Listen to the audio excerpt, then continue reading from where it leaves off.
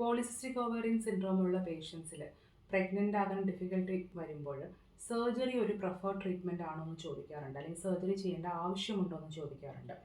Polycystic ovarian syndrome ഒരു hormonal imbalance കൊണ്ടുണ്ടാകുന്ന അവസ്ഥയാണ്.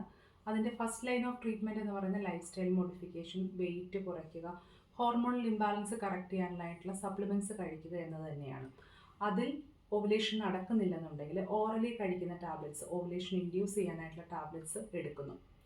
അതിലും റെസ്പോണ്ട് ചെയ്യാതെ വരുന്ന ചുരുക്കം പേഷ്യൻസിൽ നമ്മൾ ചെറിയ ഡോസിൽ ഇഞ്ചെക്ഷൻസ്, ഗോണാഡോട്രോപ്പിൻ ഇഞ്ചെക്ഷൻസ് കൊടുക്കുകയാണ് നെക്സ്റ്റ് സ്റ്റെപ്പായിട്ട് ചെയ്യുക. ഈ ഇഞ്ചെക്ഷൻസിനും റെസ്പോണ്ട് ചെയ്യാതിരിക്കുന്ന വളരെ ചുരുക്കം ആളുകളിൽ IVF ഒരു പ്രിഫേർഡ് ട്രീറ്റ്മെൻറ്റ് അല്ല എങ്കിൽ മാത്രം കൺസിഡർ ചെയ്യേണ്ട ഒരു കാര്യമാണ് സർജറി അല്ലെങ്കിൽ പോളിസിസ്റ്റിക് ഓവേറിയൻ ഡ്രില്ലിംഗ് എന്ന് പറയുന്നത്. എന്താണ് PCO ഡ്രില്ലിംഗ് കൊണ്ടുണ്ടായ ദോഷവശങ്ങൾ എന്ന് വെച്ചാൽ, PCO ഡ്രില്ലിങ്ങിന് അണ്ടർഗോ ചെയ്യുന്ന പേഷ്യൻസ് പലപ്പോഴും അവർക്ക് ഓവറിക്ക് ചുറ്റും അഡ്ഹെഷൻസ് അല്ലെങ്കിൽ പെരി ഓവറിയൻ അഡ്ഹെഷൻസ് രൂപപ്പെടുന്നതായിട്ട് കാണാറുണ്ട്.